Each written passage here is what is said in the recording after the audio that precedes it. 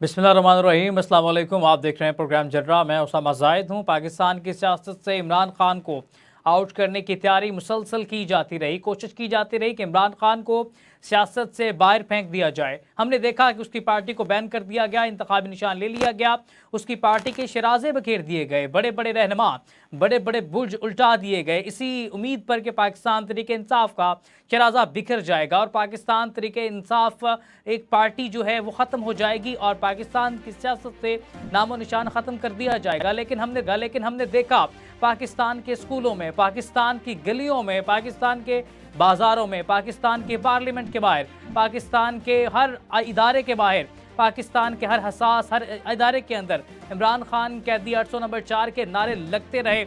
अब ये मामला तय पाया है कि इमरान खान एक ऐसा कल्ट बन चुका है जिसको ख़त्म करना मुश्किल नहीं, नामुमकिन नज़र आता है। हम पहले ही बात कर चुके हैं, अगर इमरान खान को कोई शिकस्त देना चाहता है तो सियासत के मैदान में दी जा सकती है, लेकिन कोई ये समझता है कि पाकिस्तान के अंदर इमरान खान या तरीके इंसाफ को ज़बरदस्ती ख़त्म कर सकता है तो ये ख्वाब तो हो सकता है, लेकिन इसका हकीकत से कोई ताल्लुक़ नहीं है। पाकिस्तान की तमाम सियासी जमातें 76 साल तारीख के अंदर पहली मरतबा एक पार्टी एक शख्स के खिलाफ मुत्तहिद हो गई और उस शख्स को गिरा ना सकी। हमने देखा कि इससे पहले उम्मीदवार वोटर को तलाश करता था, लेकिन 2024 के इलेक्शन के अंदर उम्मीदवार वोटर को तलाश करते रहे, उम्मीदवार कभी बैंगन मूली के निशान को तलाश करते रहे, इस वजह से कि उनके कायद महबूब लीडर ने एक निशान अलॉट कर दिया तो उस पर मोड़ लगाना फर्ज बन चुका है। बल्ले की जगह गाजर मूली को जितवा कर कौमी असम्बली के अंदर पहुंचा दिया गया। ये अलग बात है कि फॉर्म 45 और 47 का एक नया किस्सा शुरू हो गया।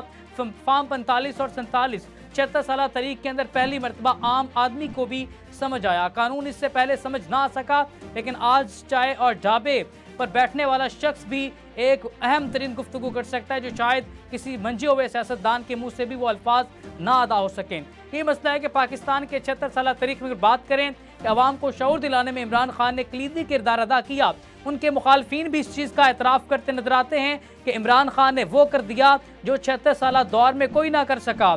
जुल्फ़िकार अली भुट्टो शहीद भी वो काम ना कर सके और यही काम पाकिस्तान के तमाम सियासतदान करने की जुर्रत ना कर सके जो इमरान खान ने किया। आज तमाम पाकिस्तान के अंदर तमाम तलबा को देख लें, नौजवानों को देख लें, बिजनेसमैन को देख लें, दाढ़ीदार को देख लें, तो वो एक सियासी गुफ्तगू करता नजर आता है। सियासी शऊर में अगर इमरान खान ने एक अहम किरदार अदा किया, इसमें कोई शक नहीं है।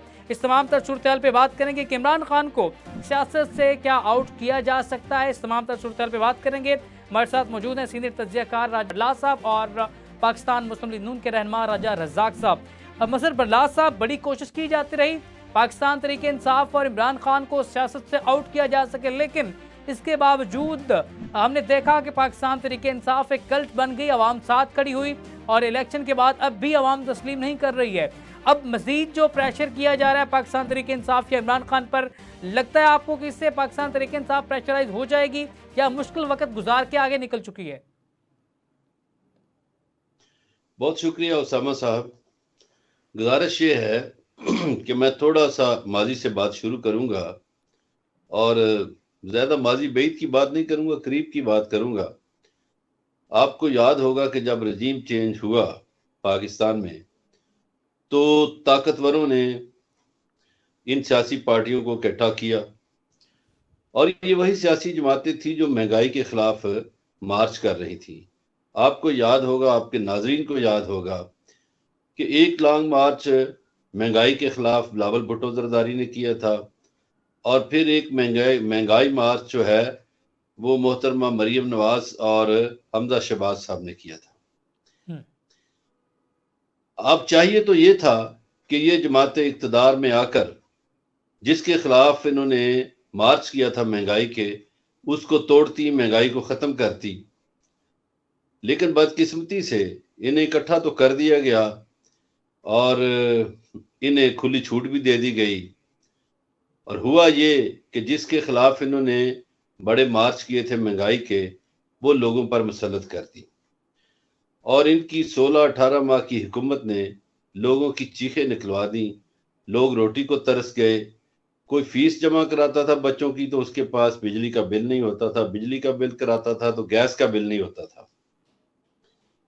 अब इसके बाद ऐसा हुआ कि कौमी असम्बली में तो पीटीआई नहीं बैठी, तो 2 सूबों में थी उनकी हुकूमत। अब 2 सूबों में भी जब उन्होंने असेंबलियां तोड़ दी तो चाहिए तो ये था कि कानून के मुताबिक 90 रोज के अंदर इलेक्शन हो जाते, मगर यहां आइन को मजरू किया गया, आइन पे पांव रखा गया, आइन को नजरअंदाज किया गया। और बदकिस्मती से आइन को नजरअंदाज करने वालों में वो पीपल्स पार्टी भी शामिल थी जो सुबह शाम 73 का आइन के गीत गाती है कि हमने 73 का आइन दिया। सो ये सियासी जमातों ने वक्ती मफाद के लिए आइन को नजरअंदाज किया। वो जो निगरान हुकूमतें बनी वो भी इनकी मर्जी से बनी, बल्कि इन्हीं का तसलसल था, इन्हीं की हुकूमत चलती रही। इन्होंने एक 1.5-2 साल में लोगों पे इतना जुल्म किया, इतना जुल्म किया कि शायद इससे पहले इतना जुल्म यहां नहीं हुआ था। बल्कि हमारे एक सीनियर मेरे दोस्त हैं मखदूम जावेद हाशमी, वो कह रहे थे कि हमारा खानदान 900 साल से आबाद है मुल्तान के करीब मखदूम रशीद में, 900 साल में इतना जुल्म नहीं हुआ जितना 1.5-2 साल में हुआ। तो एक जमात के खिलाफ जुल्म सितम हुआ, उनके घरों की औरतें उठाई गईं, बच्चे उठाए गए और बड़े अजीबोगरीब मुकदमात बना दिए गए। और नून लीग के लोग लिस्टें देते थे कि हमारे फलां फलां मुखालफिन को उठा लो, उठा लिए गए। एक ऐसे माहौल में फिर इलेक्शन का दिन आ गया। ये इलेक्शन भी गैर आईनी हुए। मैं गैर आईनी इसलिए कहता हूं कि आइन के मुताबिक तो 60 दिन में होने चाहिए थे, और वो जो राजा साहब हैं वो किसी के इशारों पे खिसकते रहे और फिर उनको सुप्रीम कोर्ट ने बांधा इलेक्शन के लिए। चलो बंद गए, बड़े बहानों के बाद सही। अब उस इलेक्शन से पहले जो जिस जमात पे जुल्म सितम जारी था उस जमात से निशान ले लिया गया, उसको टुकड़े टुकड़े कर दिया गया, हवाले दिए गए कोर्ट के अंदर कि जनाब वो बेनजीर भुट्टो वाला केस स्टडी करें, जनाब फलां केस स्टडी करें। लेकिन अदालत ने वो मौक़िफ़ यकसर मुस्तरद किया और एक अवामी पार्टी को 600 हिस्सों में तकसीम कर दिया गया। खैर, उसके बाद भी जुल्म के दरवाजे बंद नहीं हुए। आपको याद होगा किसी से कागजात छीने गए, किसी को कागजात जमा न कराने दिए गए, किसी का तजवीज़ कनिंदा डाला ले गया, किसी का तईद कनिंदा डाला ले गया और मुकदमात उसी तरह रहे। उनको कंपेन न करने दी गई। मसलन रावलपिंडी शहर है, रावलपिंडी में नून लीग ने जलसा किया, अगर से वो जलसा फ्लॉप था, पीपल्स पार्टी ने जलसा किया, जमात इस्लामी ने किया, लेकिन पीटीआई को जलसों की इजाजत नहीं थी। इस माहौल में उस जमात ने इलेक्शन लड़ा, और जब इलेक्शन लड़ा तो 8 फरवरी को एक खामोश इनकलाब आया। लोगों ने अपने वोट के जरिए इजहार किया। मैं दाद देना चाहता हूं नून लीग के 2-3 बंदों को दाद दूंगा। ख्वाजा साद रफीक को दाद दूंगा कि उसने अपनी शिकस्त तस्लीम की, नजायज सीट नहीं मानी। डॉक्टर निसार चीमा, उनका इंटरव्यू आ रहा है, आ चुका है, लोग उनको कहते रहे, उन्होंने कहा नहीं मैं हार गया हूं, मैं ये इस तरह की सीट नहीं लूंगा। जबरदस्त। इसी तरह राना शमीम ने सियालकोट से, उन्होंने कहा ब्रिगेडियर घुमन जीत गया है, मैं सीट नहीं लूंगा। तो ये 2-4 लोग ऐसे थे जिनके जमीर जिंदा थे, बाकी नून लीग के जमीर तो मुर्दा थे कि उन्होंने नजायज सीटें तस्लीम कर ली। और फॉर्म 47 के तहत देखिए, इंसान के अंदर एक जमीर नाम की चीज भी होती है कि हर वक्त आप नाजायज को जायज मान लें, ये जरूरी नहीं। तो मैं ये 3-4 लोगों को दाद देता हूं। खैर, उसके बाद भी मुश्किलात का सफर रहा। अब ये सीटें जो खवातीन की या अकलीतों की ली गई, आप मुझे बताइए राना साहब कि ये सीटें क्या इनकी हैं? क्या देख पकी हुई थी, ये मांगने चले गए थे उधर इलेक्शन कमीशन? अगर पीटीआई को वो नहीं देनी थी तो ना देते, आपने इनको क्यों दे दी? इनकी तो वो बनती नहीं थी। ये तो आइन ये और तो ऐसे ही है, इजाजत नहीं देता मजहर साहब।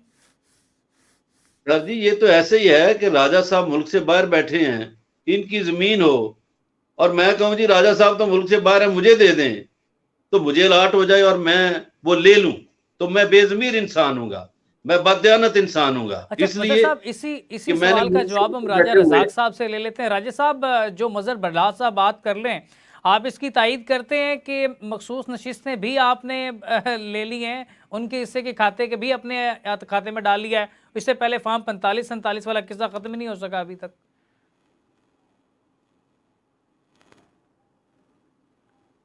राजा रजाक साहब, आवाज़ सुन सकते हैं? जी बहुत बहुत शुक्रिया। आवाज आई होप कि मेरी आ रही होगी। जी मेरी आवाज आ रही? जी जी। अच्छा जी, बहुत शुक्रिया। मेरे भाई मजहर बरलाल साहब बहुत बड़े जर्नलिस्ट हैं और उनके सामने बात करना तो बड़ा मुश्किल है। पर जाहिर है अब आपने ये जिम्मेदारी सौंपी है तो मैं जरूर बात करूंगा। जितनी उनसे की है मैं तो उनसे इख्तलाफ करता हूँ जी। मैंने सारा उनके जो पॉइंट है मैंने लिखे हैं कि कहा जी कि जब वोट ऑफ नो कॉन्फिडेंस तो ये जो 73 देने वाली पार्टियां इन्होंने पाकिस्तान के आइन को वायलेट किया, ये नजरअंदाज किया। बताएं कि वोट ऑफ नो कॉन्फिडेंस किस लिहाज से जो है वो गैर आईनी है। हाँ ये गैर आईनी जरूर था। वोट ऑफ कॉन्फिडेंस आया तो इन्होंने गैर आईनी तरीके से तोड़ दी। ये एक आर्टिकल जो 6 है इन पे आता कि गैर आईनी तरीके से इन्होंने असेंबली तोड़ी। और दूसरी उन्होंने बात की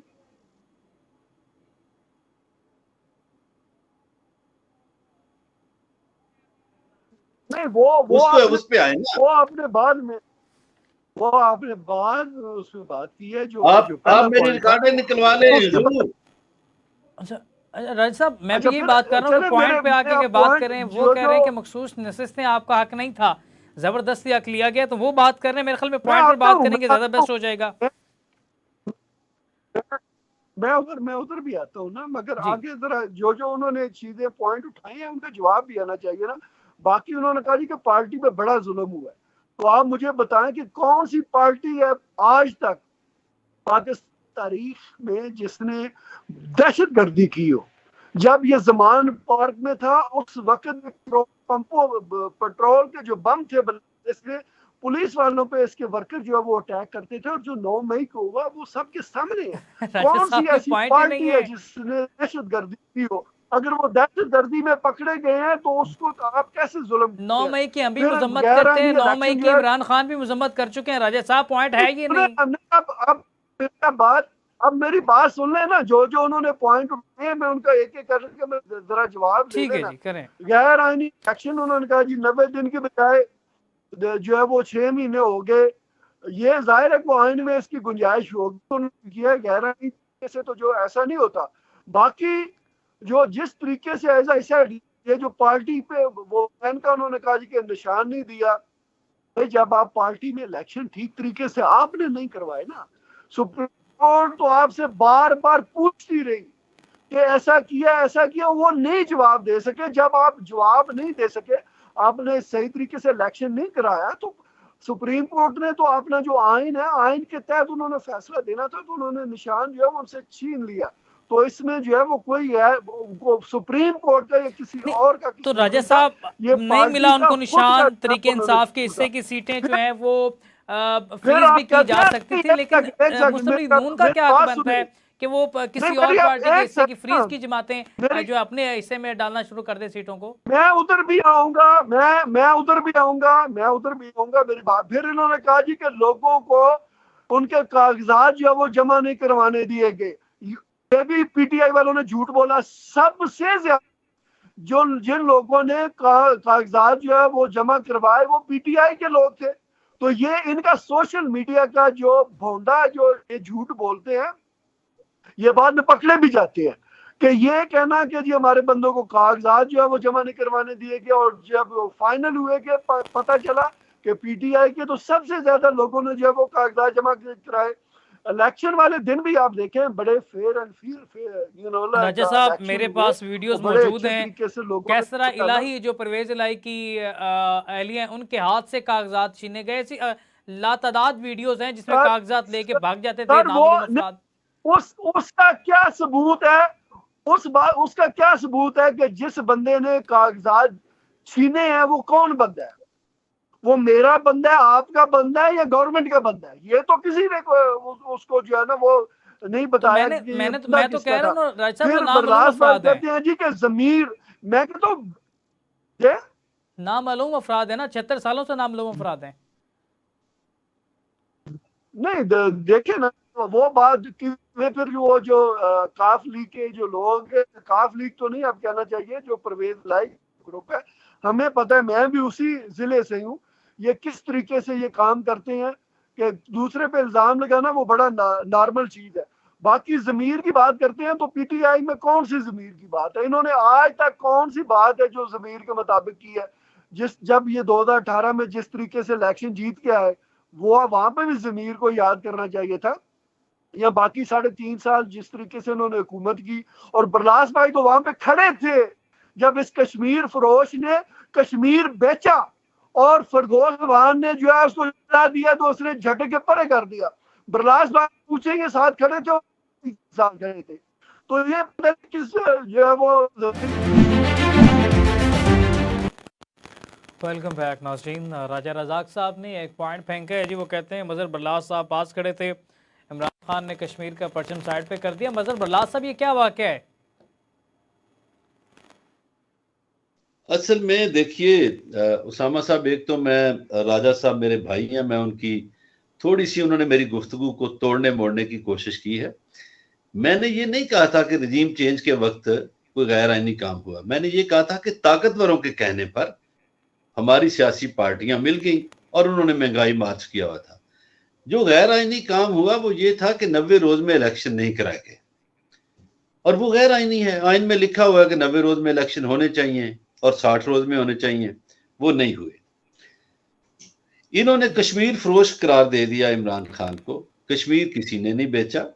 अब एक झंडे की जो बात है, देखिए आईने पाकिस्तान में लिखा हुआ है कि आप अपनी स्टेट के अलावा किसी स्टेट का झंडा नहीं पकड़ सकते। कश्मीर चूंकि एक अलग स्टेट है, हमने उनको अलग स्टेट का दर्जा दे रखा है, उनका परचम अलग है, उनका वजीर आजम अलग है, सदर अलग है, उनका सुप्रीम कोर्ट अलग है, तो उसको बतौर एक स्टेट पाकिस्तानी रियासत ट्रीट करती है। हम उनकी हिमायत करते हैं, अखलाकी सियासी जो भी आप सफारती कह लें, वो हिमायत जारी है। अब जिस पे इन्होंने तनकीद की, मैं जरा उसकी बात कर लूं। देखिए अभी 15 मार्च गुजरा, इस्लामोफोबिया डे मनाया गया, ये किसकी काविश थी? अब मुझे पिछले दिनों एक इलेक्शन डिबेट थी, मुझे किसी ने पूछा जी उसको क्यों हटाया, मैंने कहा इसलिए कि हमारे जनरल बाजवा साहब, मैं नाम लेता हूं, वो कहते थे इसराइल को तस्लीम करो, और इमरान खान आगे से कायद आजम का फरमान रख देता था कि ये बानी पाकिस्तान का फरमान है हजूर, बानी पाकिस्तान ने इसे नाजायज बच्चा करार दिया और बानी पाकिस्तान ही का कहना है कि इसको तस्लीम नहीं करेंगे। तो अब तक रियासत पाकिस्तान इसको तस्लीम नहीं करती। पाकिस्तान के पासपोर्ट पर भी लिखा हुआ है कि सिवाय इसराइल के सारी दुनिया में इस्तेमाल हो सकता है। अब ये था वो हटाने का मंजर। इन्होंने 3.5 साल सवाल है यहाँ पे, क्या वो प्रेशर जो जनरल बाजवा साहब इमरान खान पे डालते थे कि इसराइल को तस्लीम करें, वो अब भी प्रेशर मौजूद है? देखिए अब जो इक्तदार की गुलाम गर्दिशें हैं उनसे तो मेरी वाकफियत इतनी नहीं, लेकिन मैं जो माशरे में देख रहा हूं, पहली दफा माशरे में ऐसा हुआ कि फलस्तीन का परचम लहराना जुर्म बन गया, उस पे मुकदमात बन गए, पुलिस उठा लेती थी, और इसराइल का परचम आप लहरा सकते थे। तो ये तजाद जो है, ऐसा क्यों हुआ? पाकिस्तान में तो इसराइल के परचम को देखा नहीं जाता था, फलस्तीन का परचम लहराया जाता था हमेशा। वो मुआशरे में ये जुर्म किसने बनाया, कौन उठाता था? पुलिस उठाती थी, सरकारी मशीनरी, ज़ाहिर है सरकार की मर्जी थी कि फलस्तीन पे कोई जलसा जुलूस ना हो। अब आ जाइए वो जो 3.5 साल की बात की, राजा साहब एक पाकिस्तानी के तौर पर सोचें, उस 3.5 साल में 2-2.5 साल कोरोना रहा, दुनिया बंद थी, उसने फिर भी पाकिस्तानियों को एक ऐसी हिकमत अमली अपनाकर स्मार्ट लॉकडाउन अपनाया जिसकी दुनिया ने तारीफ की। पाकिस्तान भी, मैं नहीं तारीफ कर रहा, दुनिया ने तारीफ की कि पाकिस्तान ने कोरोना को बेहतरीन हैंडल किया। अब ये जो पाकिस्तान का टेक्सटाइल सेक्टर रुका हुआ था, पिछले 30 साल से बंद था, उसको चला दिया और पाकिस्तानी टेक्सटाइल को बड़े ऑर्डर्स मिलना शुरू हो गए। फैसलाबाद में 2 लाख मजदूरों की कमी हो गई।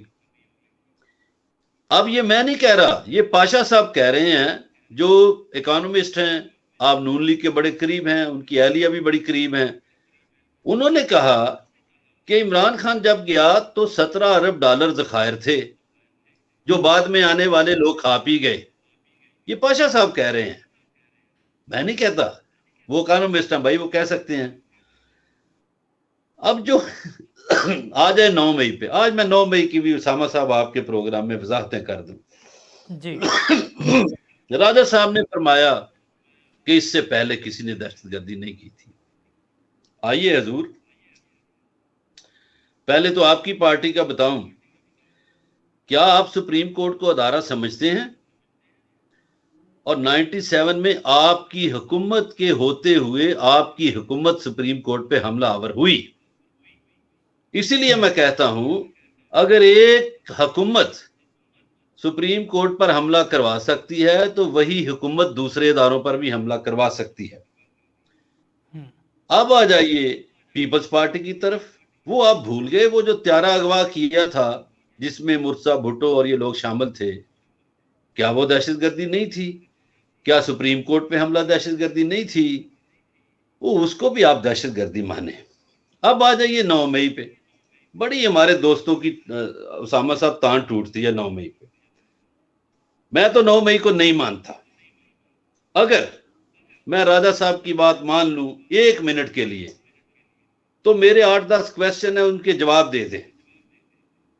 सिविल सोसाइटी में 2 एजेंसियां मूव करती हैं, आईबी और पुलिस की स्पेशल ब्रांच। 9 मई का वाकया हो जाता है, क्या इनका इंटेलिजेंस फेलियर नहीं है 2 एजेंसियों का? ये जवाब चाहिए। नहीं, इनका फेलियर हुआ है, ये मुअत्तल नहीं हुए, नौकरियों से नहीं गए। दूसरा उसामा साहब, फौजी तनसीबात पर हमला हुआ बकौल इनके, तो फौज की 3 एजेंसियां हैं, 408, MI और ISI। क्या उनका फेलियर नहीं है कि वो हमले से पहले बता नहीं सके? अब आ जाइए पुलिस की तरफ। क्या पुलिस की ये जिम्मेदारी है कि वो सरकारी और गैर सरकारी इमारतों को प्रोटेक्शन दे और इंसानों को प्रोटेक्शन दे? ऐसे ही पंजाब की पुलिस और इस्लामाबाद की पुलिस मुकम्मल तौर पर नाकाम रही। आपने वो जो IG, वो जो पंजाब का है, वो टिकटॉकर, उसकी गर्दन उड़ाई, और इस्लामाबाद का जो करप्ट IG है उसकी गर्दन उड़ाई? नहीं उड़ाई। फिर आपने वो वजीर आला जो था पंजाब का उस वक्त, जिसको आप ये सारी पार्टियां मिल मिला के सेनेटर बना रही हैं, आपने उस वजीर आला से पूछा कि भाई तुम्हारे दौर में ये हुआ वाकया क्यों हुआ बाबा, बताओ? और वजीर दाखिला थे उस वक्त राना सनाउल्ला, क्या उनसे पूछा कि आपकी नाकामी नहीं? अब आ जाइए, उनका दावा था PTI का कि हमारे 26 कारकुन शहीद हुए। अच्छा जी, मान लिया शहीद हुए, वो किसने शहीद किए? उनका मुकदमा किस पे बना? और पुलिस उनको प्रोटेक्शन क्यों नहीं दे सकी? एक और सवाल है कि जनाबे वाला, एक कोर कमांडर हाउस को महफूज रखने के लिए 5 लेयर्स यूज होती हैं सिक्योरिटी की। वो 5 लेयर्स उस दिन छुट्टी पर थी, ईद थी, शबरात थी, या वो सोए हुए थे, या रोजा रखा हुआ था, या क्या मामला था? अच्छा, इसका जवाब भी नहीं आया। सवाल है, अगर इस तरह से कोर कमांडर महफूज नहीं है, आम इमारतें महफूज नहीं है, खुदा न खास्ता ये 5-6 हज़ार बंदा आके तहस नहस बचा गया, खुदा न खास्ता कोई 15-20 हज़ार इंडिया से आ गया तो क्या बनेगा? आप मेरी गुजारिश सुन लें जी। अब आपने जिम्मेदारी डाल दी हमलावरों पर, मान लिया कि हमलावर आए, जिम्मेदारी डल गई, तो जिनका काम डिफेंड करना था उन्होंने डिफेंड नहीं किया, क्या वो जिम्मेदार नहीं है? एक जिम्मेदारों को तो आप सजा दे रहे हैं, हमलावरों को, उनको तो आप उनके घरों से औरतें बच्चे भी उठा रहे हैं। तो जो दूसरे जिम्मेदार हैं जिन्होंने डिफेंड करना था वो अपने डिफेंस में नाकाम रहे। पंजाब पुलिस नाकाम रही, आईबी स्पेशल ब्रांच और दीगर एजेंसियां नाकाम रही, और वो जो 5 लेयर्स थी वो भी नाकाम रही। तो वो जो नाकामी है, अपने फराइज में कोताही बरती गई है। आईने पाकिस्तान क्या कहता है कि जो कोताही बरते अपने फराइज में उसकी सजा क्या है, वो ढूंढ ली जाए। फिर पीटीआई क़यादत की तरफ से एक मुतालबा आया उनके बानी चेयरमैन की तरफ से कि जुडिशियल इंक्वायरी बनाई जाए, कायम की जाए। तो जुडिशियल कमीशन बन जाना चाहिए था ना, दूध का दूध पानी का पानी सामने आता होना चाहिए। अब ये जो सारी बातें हैं, इससे क्या हुआ? आपने वो नौजवान जो यूनिवर्सिटियों में थे उनके मुस्तकबिल से खेला, और उसके बाद हमारी फौज को समझ नहीं आई कि सियासतदानों ने उनके साथ क्या खेल खेला। नून लीग ने, इनके बंदे जाते थे थानों में, बदनाम हमारी फौज होती रही, पाक फौज बदनाम हुई इनकी खातर, सियासतदानों की खातर। ये सियासत करते रहे। ये पंजाब के मुख्तलिफ थानों में नून लीग के बंदे जाते थे, लिस्ट देते थे, ये हमारे मुखालफिन हैं, इनको 9 मई में डालो, इनको उठा लो, इनके बच्चे उठा लो, इनकी औरतें उठा लो, और इनकी सियासत होती रही और बदनाम कोई और होता रहा। यही सवाल हम राजा रजाक साहब से भी कर लेते हैं, बड़ा आम वाजे कर दिया है। मजहर बरलास साहब की गुफ्तगू आपने सुनी है, राजा साहब क्या कहेंगे इस पे? देखिए आपने आज बड़ी मुश्किल में डाल दिया, और मेरे सामने जो है वो पाकिस्तान के बहुत जो टॉप के जर्नलिस्ट हैं उनको बिठा दिया, और मुझे उनको फिर जवाब भी देना। देखिए ये सवाल तो आपकी क़यादत के पास भी कोई नहीं है। जो लुबे लबाब है ना, बरलास भाई कहते हैं कि जो जुर्म करने वाले हैं ना वो तो बेकसूर है। 9 मई पे जो इस्तेमाल हुए, जिन्होंने जाके आप तोड़ फोड़ की, आग लगाई, जो है वो कोर कमांडर के हाउस में इंटर हुए GHQ के, वो सारे तो बेकसूर है, मगर कसूर उनके है जिन्होंने रोका। यहाँ पे एक जुमला यहाँ पे सिर्फ, मैंने ना 9 मई को जमान परक से लेके कोर कमांडर सारा कवर किया, और रात 1:30 बजे तकरीबन कोर कमांडर से खुद वापस आया। ये सारा 9 मई को मैंने लाइव देखा है, कोर कमांडर भी देखा, जमान परक देखा, माल रोड देखा। काश कि मैं हकीकत बयान कर सकता होता 9 मई की यहाँ पे, तो शायद हो सकता है कि कल मुझे प्रोग्राम ही ना करना दिया जाए। तो ये हकीकत है 9 मई की। नहीं, बात ये है कि देखें, आप जो बात कहना चाहते, ठीक है, मैं उससे इत्तेफाक करता हूँ, मगर मैं कहता हूँ कि ठीक है, आप ये जो कहते हैं जी कि इनका जो नैरेटिव है पीटीआई वालों का जी कि वो फौज ने खुद करवाया, भाई ठीक है, फौज ने खुद करवाया, मगर फौज बंदे भी खुद उठा के लेके गई। यास्मीन राशिद को भी वो खुद उठा के लेके गए। वो जो चौधरी साहब वो मतलब जितने भी किरदार है वो वीडियो पे आए हैं, क्या उनको कोई खुद उठा के लेके गया? जब वो खुद लीड कर रहे हैं मॉब को कि जी हम जो है वो जा रहे हैं जी कोर कमांडर हाउस, और इधर उधर पॉइंट नहीं है कि फौज ने किया है, वो मदर साहब ये कह रहे हैं कि मुस्लिम लीग नून ने अपने बंदे भेज के फौज को बदनाम करवाया। नहीं, वो एक और पॉइंट था ना, मैं उधर भी आता हूँ। मैं पहले ये कहना चाहता हूँ कि बरलास भाई कह रहे हैं कि जिन्होंने जुर्म किया वो तो बेकसूर है, मगर जुर्मदार वो है, जुर्मदार वो है जिन्होंने उनको रोका नहीं है। हाँ जी, रोकते फिर गोलियां चलती, फिर लोग मरते तो और शोर होता। फिर उन्होंने कहा जी कि 28 लाशें जो है, भाई उन 28 लाशों में किसी एक का जनाजा दिखा दे, किसी एक की कब्र दिखा दे। यही मैं कहता हूँ ना कि मुल्क को बदनाम करना इसको कहती है, कि झूठे इल्जाम पीटीआई वाले लगा देते हैं जी कि हमारे बंदे शहीद हुए।